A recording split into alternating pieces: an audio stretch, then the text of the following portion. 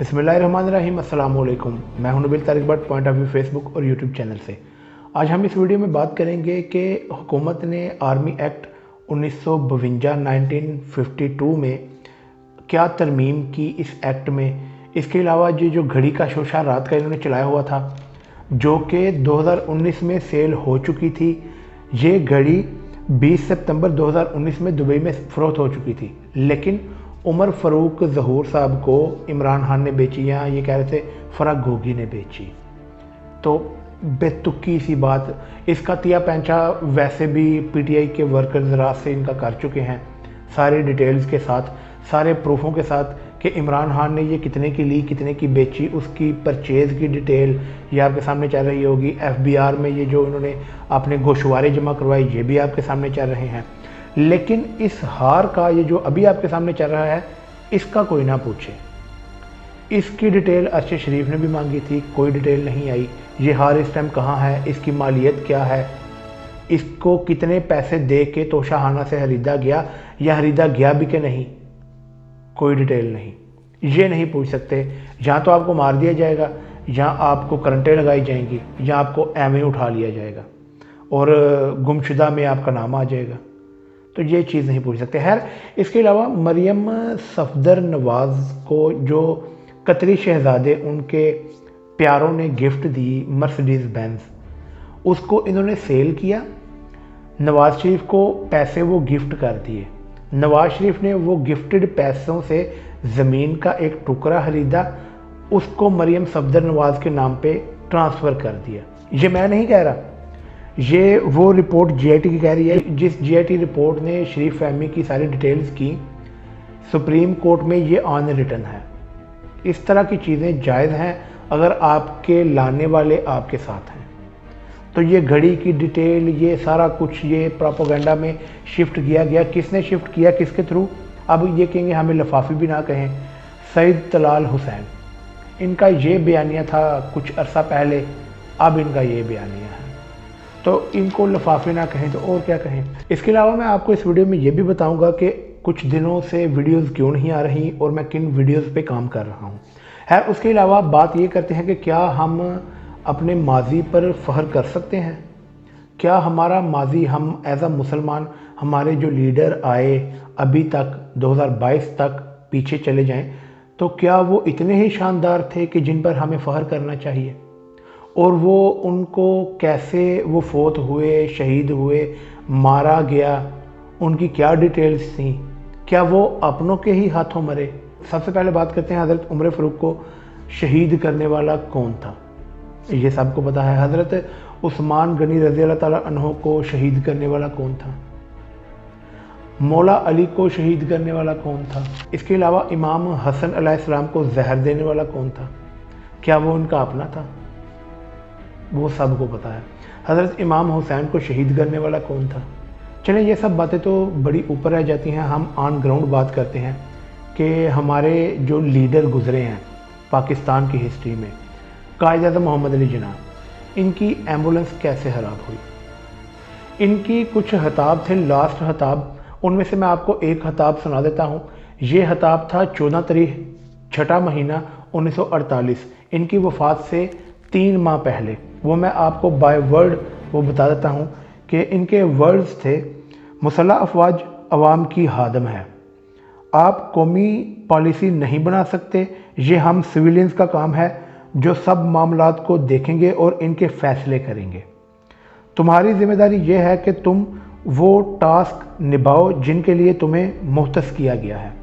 ये इनका बयान था आर्मी स्टाफ कॉलेज में। और फिर इनकी एम्बुलेंस ख़राब हो जाती है और इन पे जो टीबी की बीमारी का ये बताते हैं, इनके ख्याल से वो टीबी किसी को पता ही नहीं चला, किसी को नज़र ही नहीं आई। हालांकि टीबी वाहिद वो बीमारी है जो किसी घर के फ़र्द को हो तो वो सबसे पहले पता चलती है। मैं किसी पर इल्ज़ाम नहीं लगा रहा, लेकिन ये वो फैक्ट्स हैं जो मैं आपके सामने रख रहा हूँ। इसके अलावा डॉक्टर लियाकत अली खान साहब को किसने शहीद किया, किसके साथ मिल के शहीद किया? पाकिस्तान में किसने अमेरिका के साथ मिलकर उन्हें शहीद किया? इस पर भी एक वीडियो मैं बना रहा हूं, जिसकी वजह से ये लेट हो रही हैं वीडियोस। उसकी वजह यह है कि इस पे बड़ी लंबी बात की जा सकती है और वो हिस्ट्री बताई जा सकती है जो इन्होंने आज तक हमें बताई ही नहीं। इसके अलावा फातिमा जिन्ना द मदर ऑफ नेशन, इनको क्या ये तिब्बी मौत थी? ये उनकी वफ़ात कैसे हुई? कोई एक्सीडेंट था या ऑफिशियली ये फोत हुए थे? ये भी सबको पता है। इनके नाम को खराब किसने किया? उस वक्त में कौन इनके खिलाफ था? बूढ़िया और इस तरह के अलकाबात किसने इनके नाम पे लगाए और ये कैसे फोत हुई? ये भी, इस पे भी वीडियो की जा सकती है।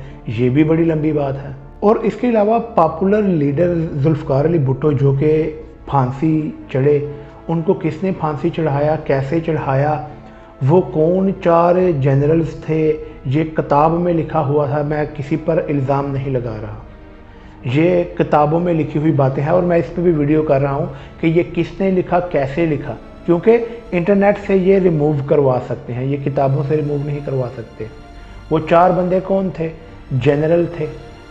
उन्होंने कैसे पैसे कहाँ से लिए, किन ये लड़ाइयों से लिए, अमेरिका से कैसे आए, स्विस अकाउंट तक कैसे पहुँचे, उस अकाउंट में पैसे कितने हैं, अभी कितने हैं, वो पैसे बढ़े कैसे, किस किस के नाम पे वो अकाउंट्स थे और इनके बच्चों की आगे शादियां कहाँ हुई, अभी ये किधर हैं और वो पैसे कैसे यूज़ कर रहे हैं, इस पर भी एक वीडियो कर रहा हूँ जिसकी वजह से ये वीडियो रिलेट है। जुल्फ़िकार अली भुट्टो पे आते हैं। जुल्फ़िकार अली भुट्टो को फांसी लगवाया गया।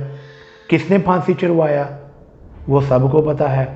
अब तब के 1970 में इनका इलेक्शन हुआ था जो कि ये जुल्फ़िकार अली भुट्टो हार चुके थे। शेख मुजीबुर रहमान उस इलेक्शन में जीते थे और डबल अक्सरियत से जीते थे। उन्होंने 160 सीटें ली थी, भुट्टो ने 80 सीटें ली थी। भुट्टो के पीछे तब कौन से लोग थे वो मैं आगे वीडियो में भी आपको बताऊंगा। उन लोगों ने कैसे पाकिस्तान तोड़ा वो भी मैं आपको आगे वीडियो में बताऊंगा। नेक्स्ट वीडियो जो मैं इस पर बना रहा हूँ, वो कैसे पाकिस्तान टूटा और किस तरह, जैसे आज पीडीएम को लाया गया इसी तरह तब भुट्टो को लाया गया था और हमें बताया गया कि जी भुट्टो बहुत बड़ा लीडर था। वो घंटे का लीडर भी नहीं था, ये सिर्फ हमें बताया गया। और ये आज पीपल पार्टी बड़ी जमहूरी जमात बनती है और सबको पता है कि इनके पीछे भी कौन है। ये इसके अलावा बेनज़ीर भुट्टो कत्ल हुआ, इनकी हुकूमत आ गई अगली, कातिल नहीं पकड़ा गया। क्यों नहीं कातिल पकड़ा गया? कोई उस पर रिपोर्टिंग हुई, मीडिया पे कोई रिपोर्ट चली, कोई रिपोर्ट नहीं चली। उसके अलावा अब इमरान खान पे कातिलाना हमला होता है, बंदा पकड़ा जाता है, उसको रिवोक किया जाता है, पहले बयान चला के मुकदमे को, बयान को, ये सारे को, इसको कमज़ोर किया जाता है, लेकिन एफआईआर नहीं होती। आज 10-12 दिन हो गए हैं, एफआईआर नहीं हो रही। किन के नाम एफआईआर में है? इमरान खान को किन पे शक है?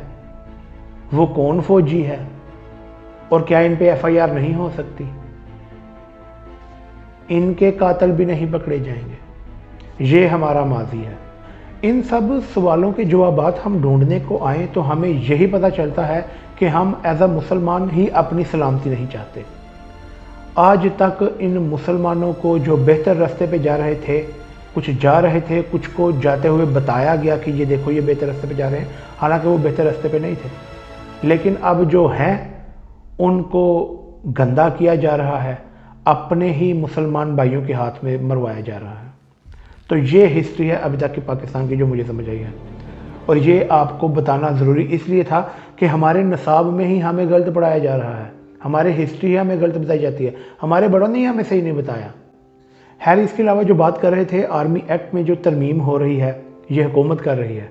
हालांकि ये कोई भी तरमीम कर नहीं सकते, आज तक इन्होंने की ही नहीं है। जिन्होंने तरमीमें करवाई हैं उनके अपने ही फ़ायदे थे।